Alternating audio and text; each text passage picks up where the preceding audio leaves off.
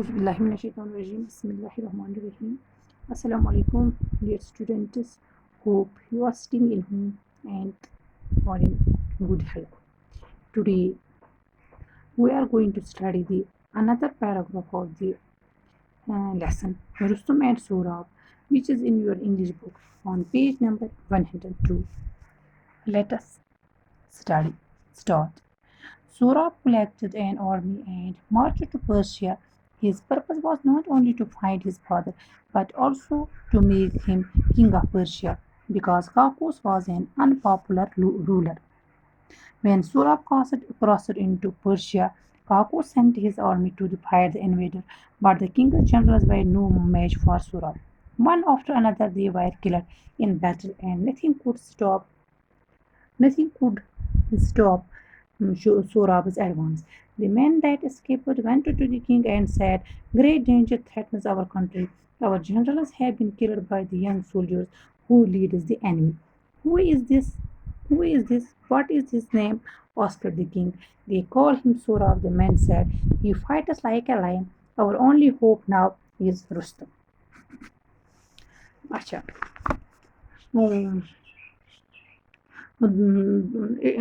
बच्चों, एक दो दिन पहले हमने पढ़ा क्या जो रुस्तम जो सुरा था उसने अपनी माँ को क्या कहा, अपनी माँ को कहा मुझे अपने बाप का नाम बता, मेरा बाप कौन है। तो उसने अपनी माँ से अपने बाप से मिलना चाहता है। कौन? सुराब। उसकी माँ ने उसको मना किया, मगर वो अपनी जिद पर कायम रहा। कौन अपनी जिद पर कायम रहा? जो सुराब था वो अपनी जिद पर कायम रहा। आखिरकार उसकी माँ ने उसकी जाने की इजाज़त दी और उसके बाजू पर जो कीमती पत्थर बांध है वो उसके बाप की निशानी है। किसकी बाप की निशानी? रुस्तम की, जो उसने किसको दी? तन्मे की। अगर बेटा पैदा हुआ तो उसको जो ये कलाई है उस पे ये उसको बांधना।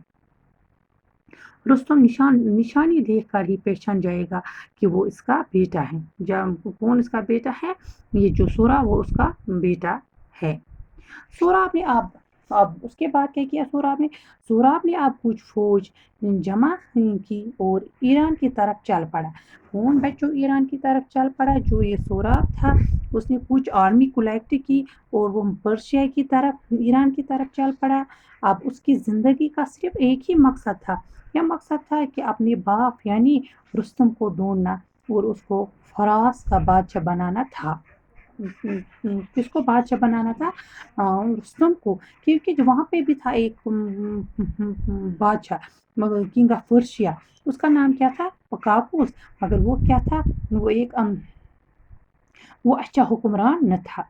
जब सूराब फरास पहुंचा उसी वक्त काकूस ने अपनी फौज को इस पर हमला करने भेज दिया, मगर सूराब ने उन्हें शिकस्त दी। किनको दी शिकस्त?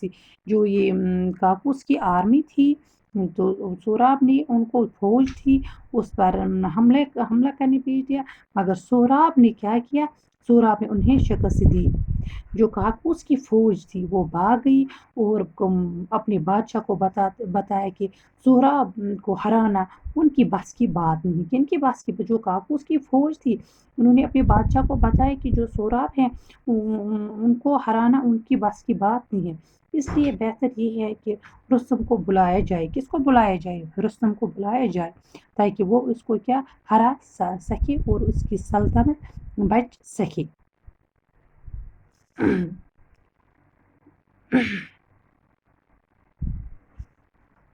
उसी वक्त रुस्तम ने काकूस के नाम एक पैगाम आशा। Just then a Tatar soldier came with a message. It was from Surab. The message said, "I shall spare the Persian army if your champion will fight with me in single combat. Sent for Rustam at once," said the king. When he heard the message, Rustam was at that time in a far-off village, staying with his father. When the king's message reached him, he took leave of his father and hurried to see the king. The king asked him, "A great danger threatens our country. The Tartars have invaded this country. The enemy is inside our borders. Who is so rash and thoughtless, and he thinks he can attack Persia?" asked Rustam. अच्छा, उसी वक़्त रुस्तम ने काकूस के नाम एक पैगाम भेजा कि वो रुस्तम इसको इसके मुकाबले के लिए भेज दे और इसी तरह कत्ल गारत नहीं होगा और फ्रांस की जो फौज भी वो भी सलामत रहेगी। उस वक़्त रुस्तम था वो उस वक़्त अपने बाप के साथ अपने वालिद के साथ दूर एक गाँव में सुकूनत पज़ीर था, क्योंकि जो उसका बाप था वो बहुत ही बूढ़ा था। वो उसी के पास एक फार फ्लंग एरिया में था। काकूस ने उससे पैगाम भेजा कि फ्रांस है वो खतरे में है, उसको मदद की ज़रूरत है। किसने ये पैगाम भेजा? काकूस ने ये पैगाम भेजा। किसको भेजा? रुस्तम को भेजा, जो इसकी ये है जो इसकी जो फ्रांस है वो रुस्तम के बगैर रुस्तम के बगैर महफूज नहीं है का अच्छा और वो फ्रांस खतरे में है, इसलिए उसने रुस्तम को उसकी मदद की ज़रूरत है।